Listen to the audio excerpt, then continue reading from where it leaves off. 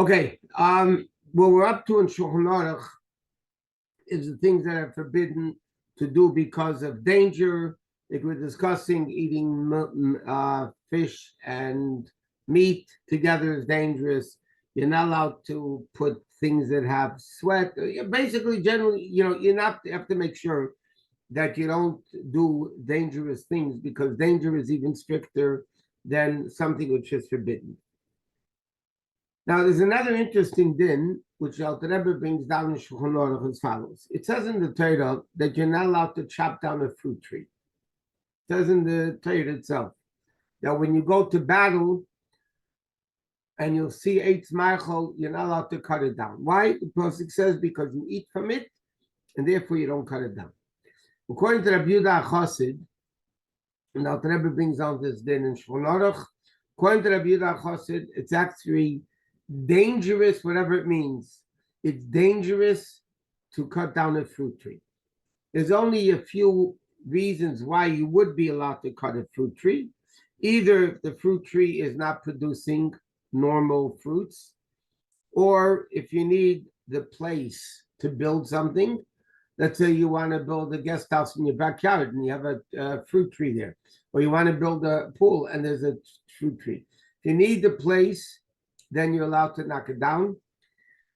If it's darkening your windows, it's blocking the light of your windows, in those cases, you're also allowed to knock it down. According to the Alter Rebbe, if you do it when the halacha says you're allowed to do it, then it's not sakone, it's not danger. There are other opinions in halacha that want to say that even though you're allowed to chop it down, but it's still danger.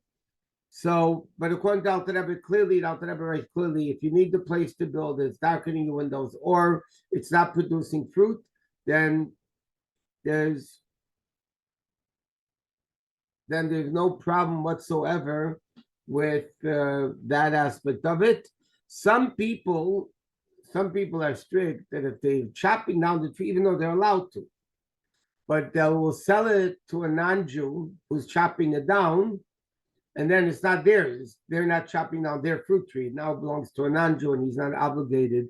But again, according to the Alter Rebbe in Shulchan Aruch, if you're cutting it down halachically permissible, then it's not a sakana. It's not any danger whatsoever.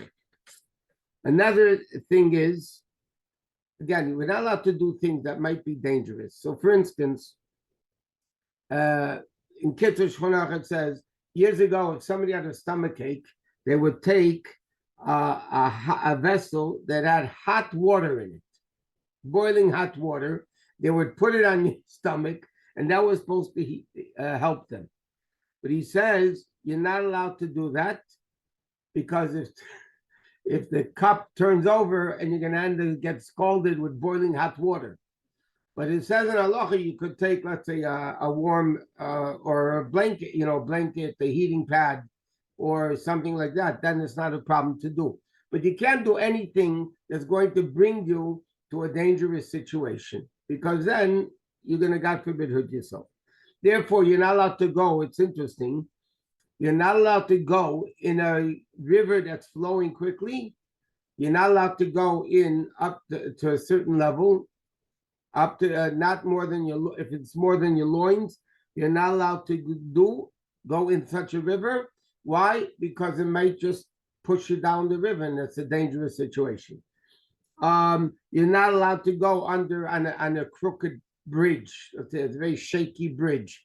It's not the Kabbalah. All these things, the Torah says, anything that could be dangerous for a person to do, you're not allowed to do it according to halacha.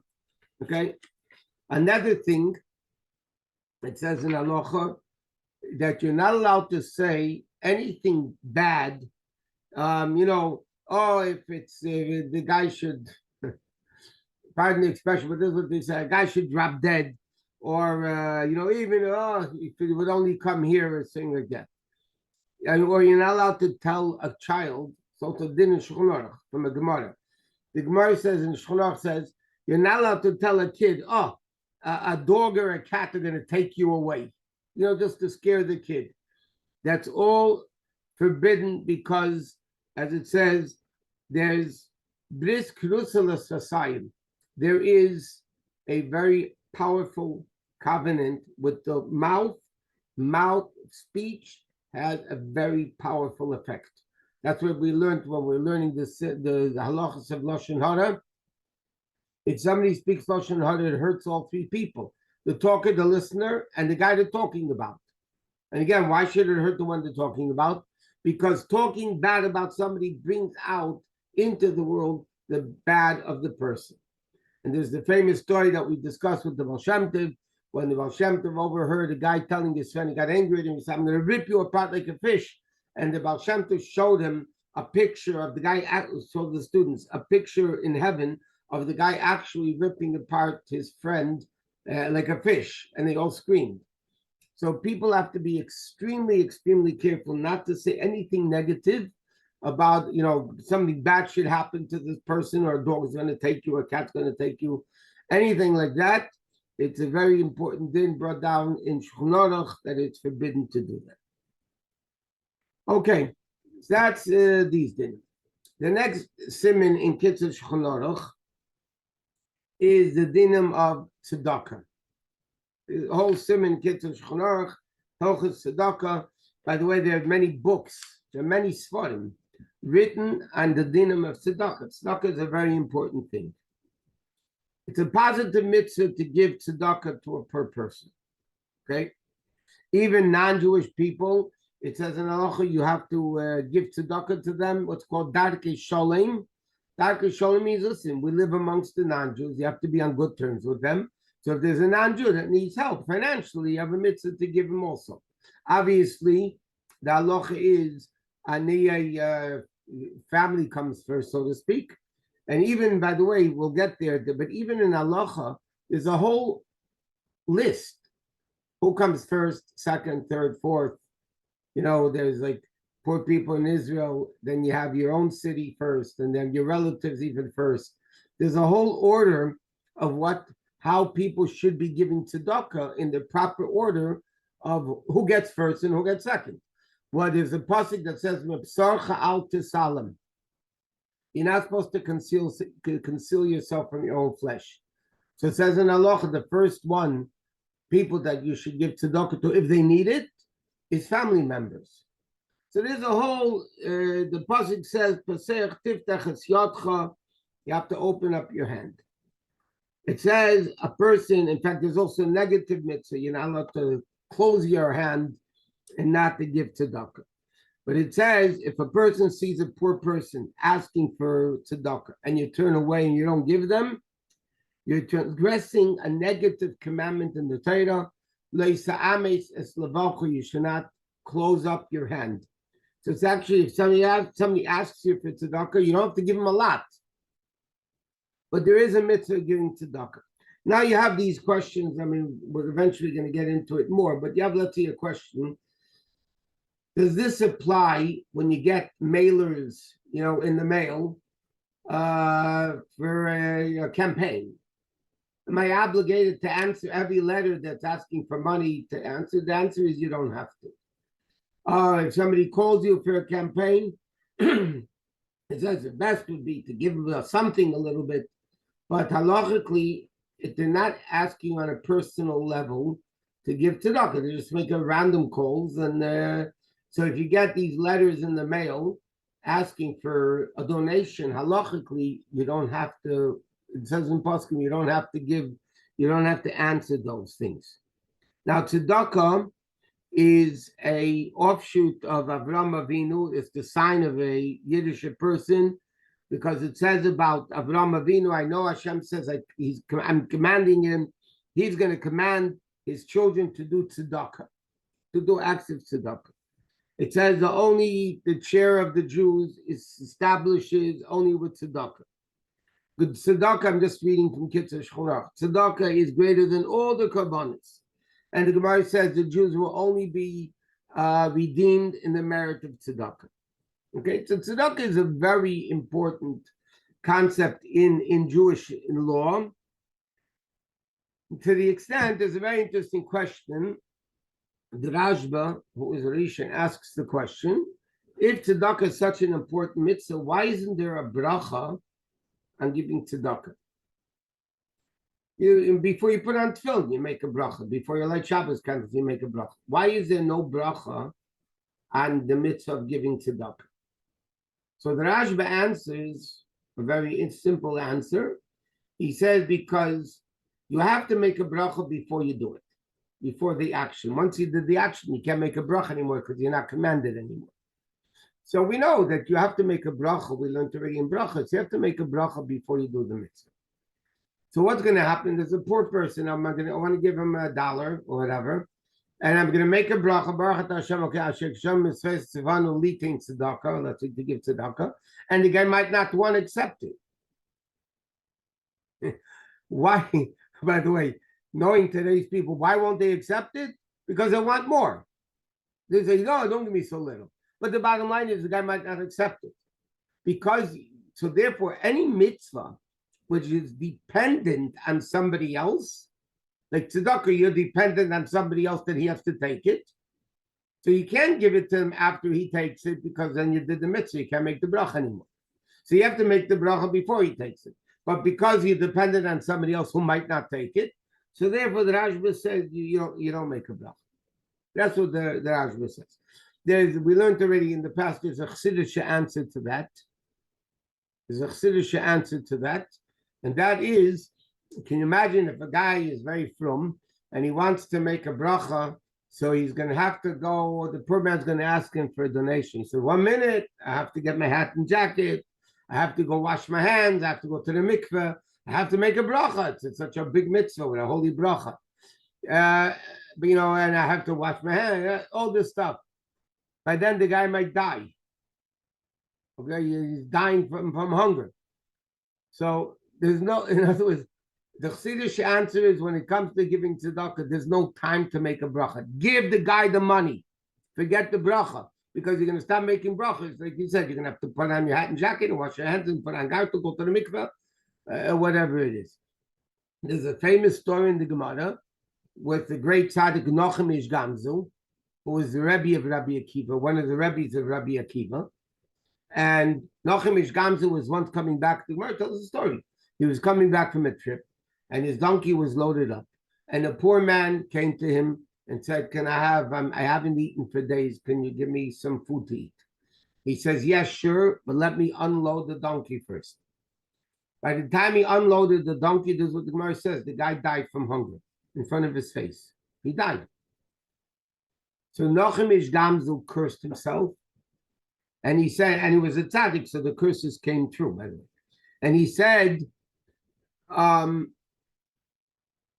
hands that didn't give the guy tzedakah right away should go paralyzed, and the eyes that saw the person and didn't give him right away should go blind. He cursed his whole body, and at the end of his life, he was completely paralyzed because he realized when it comes to tzedakah, you don't need to have kavanah. There's an interesting halacha in tzedakah, by the way. If I'm walking in the street and money falls out of my pocket, I don't even know the money fell out of my pocket. I don't even know it fell out. And if I would know, I would be upset that the money fell out of my pocket. Nevertheless, the din is, if a poor man finds the money, you got a mitzvah tzedakah. You got a mitzvah tzedakah, even though you didn't even know you lost the money, you didn't even know the guy got it. But the bottom line is, your money ended up by this person for tzedakah, and therefore you get the mitzvah tzedakah. Okay? Then the Gemara says, these are all meeting from Kitzur Shulchan Aruch. Okay? Nobody ever got poor from giving tzedakah. In fact, like it says, Vaya Maisa tzedakah sholem, the act of tzedakah is peace. Whoever gives tzedakah, Hashem has mercy upon him. And therefore it says, Hashem says, anytime the poor person will cry out to me, I'll listen to him. The point is that the Rebbe used to quote this din a lot, that, in fact, I'll tell you another interesting story with the Rebbe, which we also, I believe, mentioned. Before the Rebbe was Rebbe, so the Rebbe told the story by Fabrengs after it was Rebbe, obviously, but the Rebbe told the story when he was still the son-in-law of the previous Rebbe, So somebody asked him for tzedakah at night, and he gave tzedakah. He gave the guy tzedakah at night. So another chassid came to the Rebbe, and he screamed at him because it says in Kabbalah you're not allowed to give tzedakah at night. I'm going to clarify what that means. But this is what it says in Kabbalah, that at night you don't give tzedakah. Why don't you give tzedakah at night? Because there's day and night. Day is sun shining, that's chesed, kindness. Night is darkness, dreariness, it's gvura. As we mentioned in Shul the other day, there's an interesting thing. When people are sick, God forbid, you always feel worse at night than you do during the day. It's a medical phenomenon. Everybody knows it themselves. You always feel worse at night than you do during the day. So again, like I said, medically, I don't know what the explanation is. According to Kabbalah and Chassidus, the reason is very simple. During the day, the attribute of chesed is shining. So chesed makes you feel better. Night is gvura, so gvura makes you feel worse. It's severity, it makes you feel worse. So that's the concept of you don't give tzedakah at night. So the Rebbe said, this guy screamed at me why I gave tzedakah at night. So the Rebbe said it bothered me. The Rebbe also says, Ashkacha Pratis. The guy told him something, it's a lesson. So the Rebbe said, I went into my father-in-law and I told him the story, what happened. I gave tzedakah at night, the guy screamed at me. So the Rebbe told the story over. The previous Rebbe said to me, he said, he smiled and he said, the guy that screamed at you probably doesn't give tzedakah during the day either. It was a very sharp expression. But the Frierdiker Rebbe, if somebody can scream at you for giving tzedakah at night, he probably doesn't give tzedakah during the day either. And the Rebbe said when the Rebbe used to make what was called the Magdis, the Rebbe used to make campaigns by many of the big Fabrengens for various different Chabad institutions. So the Rebbe said, you don't give tzedakah at night, but the Rebbe said, you're just giving it to me. I'm taking care of it, but it's going to be given in the morning. But even then, again, like we said a million times, it should be the worst thing of sin we do, that we should give tzedakah at night. By the way, even according to that, even according to Kabbalah, if somebody asks you at night for tzedakah, you have an obligation to give him. Because otherwise you're transgressing, like we just learned, a negative commandment in the Torah. You're holding back your hand. You're closing your hand. So if somebody asks you, according to all opinions, if somebody asks you for money at night, then you have to give it to them. Now, we know Rabbi Lazar, Rabbi used to quote this Gemara a lot. Rabbi Lazar, Yoyev Pruta La'ani Vader Matzah. Rabbi Lazar from the Gemara, before he davened, he would give money to a poor person. And he said the pasuk, he quoted a pasuk in Tehillim, Ani b'tzedek echse panecha. Es b'vahokes tmunasecha. It's the beginning of Tehillim. Ani b'tzedek, I with tzedakah, echse panecha will see your face.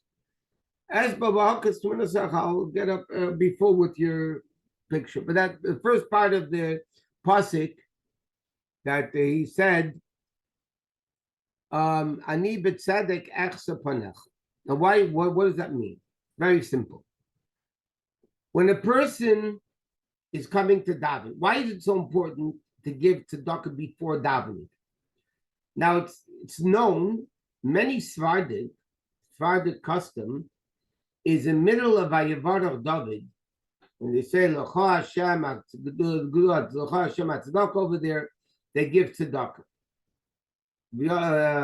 Omer Shabbat, they give tzedakah at that time.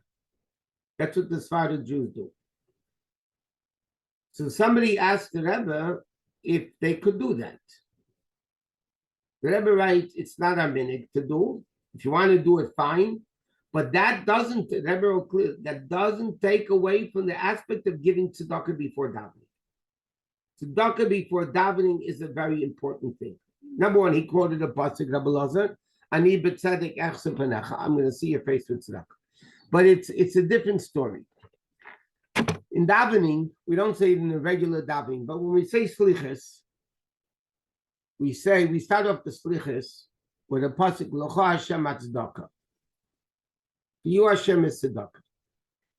When there's a Gemara that says, there's a pasuk in Tehillim also, abire leiv, meaning the very strong-hearted people. The Gemara says that refers to tzaddikim. Tzaddikim are strong-hearted, meaning the Hashem is in their heart. So it says that abire leiv halachikim tzedakah. The tzaddikim are far from tzedakah. What does it mean, far from tzedakah?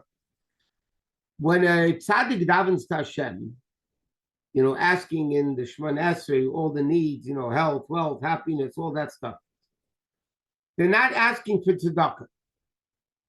They're asking for due payment. Meaning, if you do a job, you work, and you do your job properly, and you come at the end of the week or whatever to ask for your check, you're not asking for tzedakah. You're asking something what's owed to you. You work, you have to get paid. Tzaddikim, when they daven, they're coming to Hashem, and they say, Hashem, I serve you the way you want me to serve you. Now, give the geld, give the money, give me the tzedakah that I'm at. A regular Jew like us, when we daven to Hashem, we're asking for tzedakah, basically. We're asking Hashem, do we deserve all the brachas, health, wealth, happiness, all these things that we're asking? Is this something that we actually deserve? Any person knows, seriously looking in a mirror, honestly to themselves, they know that they don't deserve it. We're not doing what Hashem really wants us to do 100%. At least somebody else is. But when we look at ourselves, we know that we're not doing, serving Hashem as much as we should. So why are you coming to davening?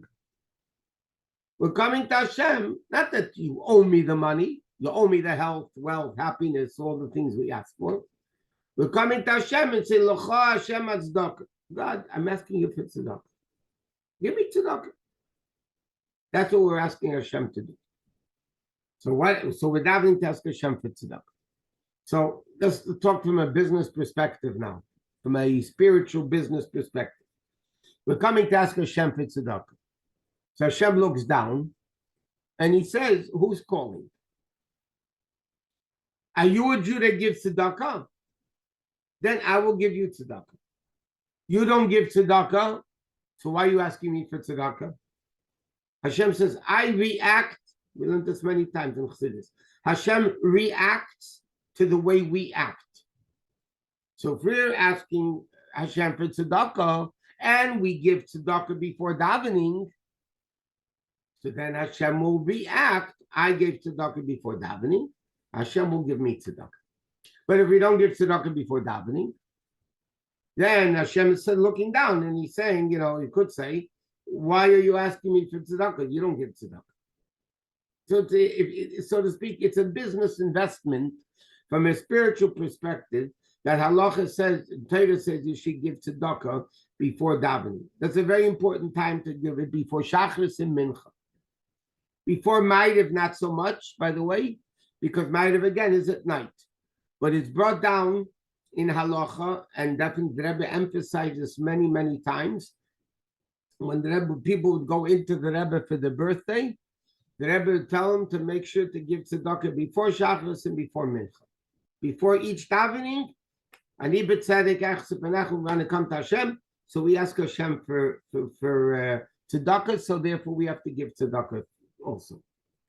Now, it's interesting, in the whole Talmud Yerushalmi, so again, coming back to that point, so the Rebbe said, you want to give tzedakah in the middle of Vayivarach David, fine, but not at the expense of not giving it before davening. It's very important to give tzedakah before davening. There was a time, the Rebbe, he spoke about it not many times. There was a campaign at one time. The Rebbe didn't seem to emphasize it many times.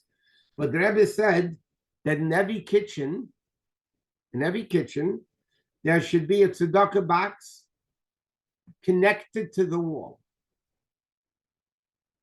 That's what the Rebbe said. There should be a tzedakah box connected to the wall.